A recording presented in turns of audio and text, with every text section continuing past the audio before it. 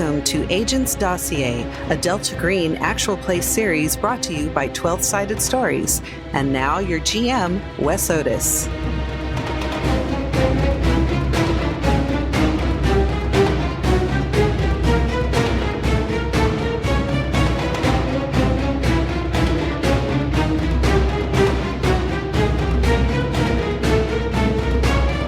Everybody, welcome to Agents Dossier. I have some cool players with us. Let's start with Pooja. Hi, I'm Pooja, and I am playing Neha Singh, who is being haunted by a coin that she thought she left in a different state in a safe. Hi, y'all. I'm playing Parker F. Allen, also known as Ocelot, a former FBI agent now working for Delta Green, and I'm trying to find my wife, sort of on the down low, who may be somewhere in this town in the hands of a cult, or maybe there are more. And just in case it becomes relevant, who is our special guest, Pooja? Our guest is Frida. Frida is my kitty. She likes to knead on my face. If possible, I will try to get a picture of Frida for the Patreon people so you guys can see the kitty. Oh, trust me, I have hundreds. So last time we got together, you guys were in Virginia. You had basically hadn't had any projects or things that you were doing in a while. You hadn't worked for Delta Green. And basically, Parker, you got this envelope with a picture of your wife and this cult and this strange guy with his back to the pictures all the time. No one can say who he is. No one has a lot of information about him. But your wife's been missing for a while. And you find out that this is basically a long play to get you to go out there. Delta Green's being cagey as usual. And so you ended up hopping on a plane, and your code name was Ocelot, correct? Yes, Ocelot. Okay. You took yourself and your teammate, Osprey. You guys went all the way out to Alaska to Edna Bay to find out more about this cult. You also were told that another team had gone out but had disappeared. And so you guys got a room at a bed and breakfast. This place is growing. It started with 75 people. It's now at 300. So there's a lot of people moving in. Half the city is working at the cannery, which is employing a huge amount of people. The other half of the city are these religious cultist or new age people who are looking for enlightenment at this compound that's not very far from the city, from the town, I should say. The town feels like a gold rush town or whatever. The streets are not completely paved. There's a lot of dirt everywhere. Buildings are being thrown up very quickly as all of this new money comes in. You guys are at a bar called the Hook and Net. That was another thing. Most of the places are named after either some kind of fishing or sailor regalia. Parker, you were looking for a place to go and, play pool and try to talk with some of the locals. So Neha, you went to the bar and ordered a whiskey for yourself and a cultist IPA for Parker. Yep. And they gave you change, and on the top was the coin that you had left in Virginia, and that was very disconcerting to you. So we're going to start off with a sanity roll. Go ahead and give me one and let me know what you get. Okay, let's do the thing. That went poorly. Okay, so let's see. Let me roll real quick. All right, so not too bad. You take 2 points. You're shaken. What do you do in response to this coin sitting there? I'm going to swipe it, gather up the bills that are underneath it so that I can basically not touch it to my skin. It can't touch my skin. It can't touch my skin. Look at the bartender. Where did you get that? Where did you get that? Just in the till, ma'am. Did you touch it? Well, I mean, I picked it up to hand it to you. Oh my God, we gotta go. And I'm gonna run over to Ocelot, and I'm just just going to grab you. And it's like, we got to get out of here. We got to get out of here right now. We got to go. We got to go. We got to go. Wait, what are you talking about? We just got here. I haven't talked to anybody. Trust me on this. We do not want to be here right now. All right, why? I'll explain once we get out of here. Please. Okay. Fine, let's go. Lead the way. And just like dash back to the bed and breakfast. Okay, cool. Yeah, you get back to the bed and breakfast and you run upstairs. Do you want to explain yourself to your partner? So I don't know how much how much do you know about why I am in Delta Green? Nothing. You know they don't tell us anything. Do you have any idea why I'm in Delta Green? I didn't until, we came here looking for your wife. Well, yeah, so... I mean, people have their, oh, God, I don't know how to say this. Just say it. And I'm going to pull the kind of wadded handful of bills out of my pocket and let it drop onto the table. Okay. So this small coin falls out, and Parker, the first thing that you notice about it is you can just feel that it's old. It's like it has its own aura, but it doesn't really look all that old. It looks pretty well preserved. What is that? Don't touch it. Don't ever let it touch your skin. Okay. Why is it here? Why? I don't know, but I know that I left it in a safe in my apartment in Virginia. And it followed you here? Looks like it. Man, I should have taken a bottle of whiskey with me. Okay. Yeah, I could use a drink right now, too. So I'm going to raid whatever minibar there might be in this B&B. There's a 50-50 chance on the luck roll, so just give me a luck roll, see if you can find any booze. Well, I got a 27. Excellent, there's booze. Yes. Lots of booze. I can roll well when it counts. So you guys start dipping into the... Yep, let's start drinking. All right. My last mission went completely fucked. Oh, jeez. And this thing is why, somehow. This coin is what? Mm-hmm. And you kept it? After a while, I didn't have a choice. Okay. At the time, I just wanted to know why. And I still want to know why. I still need to know why, but I also can't get rid of it. And something, I don't know, if something's attached to it, something's possessing it. I don't know. I haven't been able to find much out. And I don't sleep much anymore.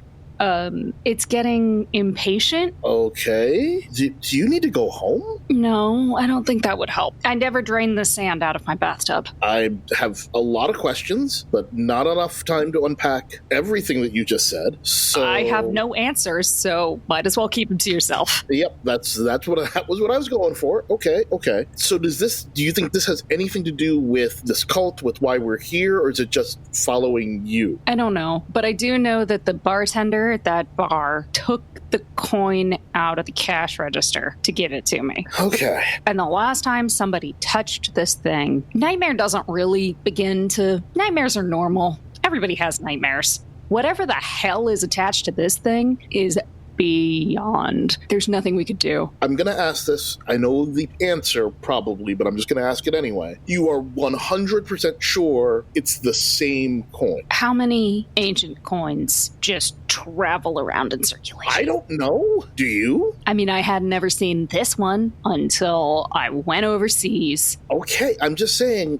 I know every tiny scratch, every discoloration, every bit of it. So this is either the coin that came out of my safe, or it has a fucking doppelganger. Okay, all right, fine. Like I said, I figured that was going to be the answer, but I'm just trying to make sure. So then what do you want to do about this? Because we still have a job here. We still have a thing to do. You say you're not going home. We have this coin that what are we supposed to do with it now? Does our room have a safe? Yes. Okay. I can try locking it up in the safe here. But you locked it up in a safe in Virginia. I don't know if it can't get that far away from me. Okay. But I definitely don't want to carry it in my pocket while we deal with whatever the hell is going on here. So I just pray that it's close enough that it'll calm the fuck down. Or maybe it'll go to sleep or something now that it's traveled this far. I have my notes, but okay. So just so you know, it is from more than likely the Mesopotamian area. Akkadian, which is a dynasty. It was like one of the first empires from about 2350 BCE. 80 to about 2100.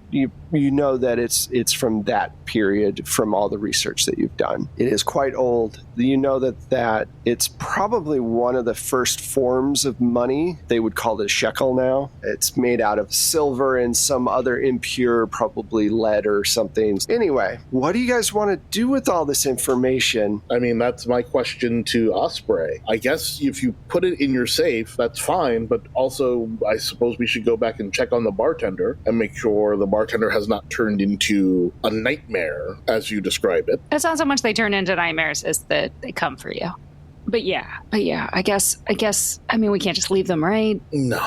Are you sure we can't just leave them? No. We've got to go and at least check. Fine.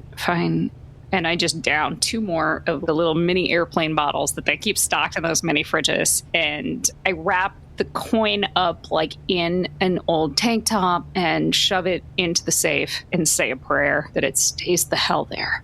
Okay. Best $14 you ever spent. You guys make your way back to the bar, and before you guys left the bar, it was loud and people were coming in and out. It has one of those little porches with the wood railings. The door is closed, and just underneath the door, there is a moderate amount of sand just there. Well, it's definitely the same coin. Yeah, that doesn't seem right. We're in Alaska. That seems out of place. Okay. Well, I'm sure beaches do have sand too. Yeah, yep. That's a thing, yep. right? Totally a thing. Does not look like beach sand, and there's a moderate amount, but that's okay. Let's go inside. Do we hear any sounds or anything? Completely quiet. I'm going to grab your arm. It's like, Ocelot, don't touch anything. Okay, I think I can manage that. Here we go. So you guys swing the door open? Yep, Open the door and step inside. Okay, so there is a inch of sand covering every part of this place. All of the people that you left when you ran out are generally in the same area. They look like they've been, one, sunburned to death, they've been cooked, or they have been drowned in sand. There's probably about 20 people in here, and the bartender is on top of the bar with his eyes just wide open, and it looks like he was burned almost instantly, and it's completely silent in here. I definitely need a sand check. I got a 2 that time. Woohoo! I got a 66. Okay. How much do you have in general? Insanity? 60. Okay. So you just missed it. All right. You don't generally believe in this stuff, so you took kind of a big hit from this, because how the fuck did this happen? These people look like they've been sunburned to death. This all looks like exposure in a sandstorm. Basically, a sandstorm happened in this fucking bar. How the hell did that happen? You take 4 points. So 4 points for my sanity? Yeah. Osprey, I'll say you didn't take a point because you got a 2. So that's a pretty good roll. So we'll just leave you there. But you're now standing in the middle of this bar that has a bunch of dead people in it. What do you want to do? I'm going to walk in. I'm going to really steel myself and take whatever, if I have a handkerchief or a piece of cloth or something in my pocket, or just pull my shirt up over my nose and mouth. Right. And walk in. Okay. And see if there's anything by the bartender's body. Parker, what are you doing as she's walking in towards this corpse that is obviously trying to escape whatever and didn't get very far? I mean, I guess I'm just walking through to see if there's anyone still alive or moving in any way. You are walking around and let me see. No, unfortunately, nobody's alive. Okay. Like I said, it looks like they just got caught in a sandstorm like no other. It just hit hard. Yeah, I make my way back to Osprey and say, and there are no other tracks in the sand other than ours? Yeah, yours are the first. This obviously just happened probably not long after you guys walked out the door. We should probably get out of here. You walk over, and in the sand, written out, is just a quick sentence. It just says, "Still alive." Oh, no. Who's still alive? The coin didn't originally come to me. Uh-huh. one of my squad got it. Uh-huh. And he was the only one we lost when they came. They came for him. There's no way this could be true. There's no way that a sandstorm could have appeared localized entirely in this bar, killing everyone in it. And yet... Well, chalk another mystery up to this bullshit. Well, yeah, so let's go before someone comes here and starts asking us very uncomfortable questions. Yeah, you're right. And I'm going to grab a couple of bottles. Sure. From behind the bar, because, like, I cannot deal with this. I'm not going to sleep anyway, but I might as well be drunk for it. Parker's getting a complete and full view on why exactly you drink now. Nope. That makes sense. All that tracks. On my way out, I'm going to scuff up our prints in the sand. Yes, clear our prints as we go. When we step outside, is there a payphone or anything nearby? Yeah, this is an older town. There was 75 people. Pacific Bell never got their phone out of here, so AT&T took it over. It's here. All right. I dialed 911 in the hopes that 911 works and just say for as far away and sort of as best I can disguise my voice, something's wrong at the bar. Let the phone go so it stays on the line and walk away. Okay, no problem. So you do that. Do you guys go back to your hotel, or are you going to walk around the town and take a look at some of these areas? What do you want to do? What time of day is it now? At this point, it's probably about 6-ish. You guys had gone there after the shift was done to kind of see if you could meet some people from the fishery. So it's later, and I believe we had said that it was in the fall. So it's already getting dark. Right. Should be getting pretty dark. Yeah. What do you want to do, Osprey, here? Do you want to... Honestly, I want to drink until I forget everything that has happened. Realistically, I've been trying to do that for 6 months. Hasn't worked so far. Okay. Let's go by. We can change, maybe scope out the fishery. I guess that's the next place to go. Let's go back, change, get into some night gear, and go check out the fishery. Okay, cool. So you guys go get changed and you do your thing, and you can have goggles, you can have the whole 9 yards of basically spy gear, usually use. Are you going completely kitted out? Not going completely kitted out. Just sort of basic tactical black. So just in case, I'm also armed. This time I'm going to make sure I've got my weapon handy. Right. Just a handgun. So at least we can possibly be like, hey, I was just out walking in all black at night in Alaska, but, Not, holy shit, is that a ninja? Exactly. Okay, cool. I'll take my cue from you. Just the regular gear, we could totally just be a married couple who really likes black. Exactly. We're just up from New York, taking in the night air. It's like the Goths from Portlandia. Exactly.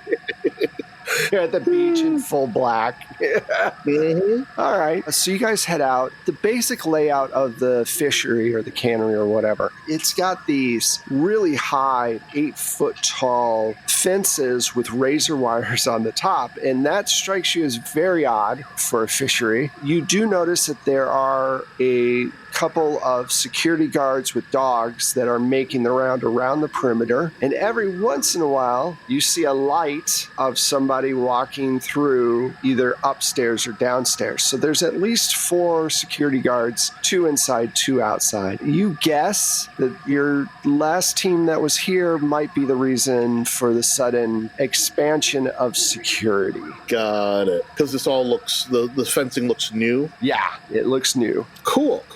Good thing I brought my wire cutters. Mm-hmm. Standard issue wire cutters. Yeah, that's right. Is there anything else around? Like, are we in sort of a industrial area? Is it a residential area? Or is it just sort of wasteland factory in the middle? It's actually, because it's a fishery, it's close to the shore. Mm-hmm. Because they have boats that pull up to the docks, and then they take it about maybe 200 yards from the docks to the fishery. It's on the outskirts. Like, I want to say Main Street probably has about 10 or 12 buildings on it. The camp where the cult is in the forest on the other side, away from the bay. The fishery is about 600 yards, 700 yards from where the city ends. And there's just a bunch of trees between the main city, the main town, and the fishery. So you guys are surrounded by large pine trees, and it is completely black except for these big, basically spotlights. But there are several spots where there is not a lot of light at all. It's a pretty big area because they're processing a lot of fish. Got it. I mean, yeah, would love to find a good vantage place from the woods as well. I've got my phone, a camera phone, so I'll take plenty of pictures of the guards and the watchtower and sort of get the lay of the land. All right, that's not a problem. You can do all that with no problem. So you get all your pictures. Do you just want to do recon, or are you guys thinking about sneaking in? I think recon for tonight. Yeah. Okay. But let's see how close we can get. Let's see if we can find a path that gets us close to the fence. Okay. Yeah. All right. Both of you give me an alertness roll. All that booze went to my head. Same, all the nervousness, because I got an 85. That's so funny. I got an 86. You guys are looking around for the closest way to get to this place, and they have about 10 to 15 yards cleared around the fence. So obviously they don't want people coming right up to the fence where there's trees. And you guys get to about the tree line. There's a parking lot between you and the building. So fence, parking lot, building. And the security guards are all the way by the building right now. And one of the dogs, as soon as you get to just the outer edge, starts to bark. Okay, lesson learned. So they don't see you. The dog sees you, probably, or has some kind of sense that you're there. And you see that the dog's kind of pulling on the guy, and so he starts to make his way closer to the fence. Do you guys want to try to hide and see what he does, or do you want to just leave?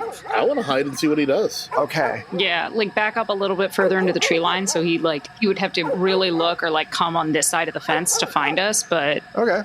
But definitely knowing what their protocol is important. Yeah. I'm not going to make you guys roll stealth. I'm just going to say that, you're able to kind of blend in back there.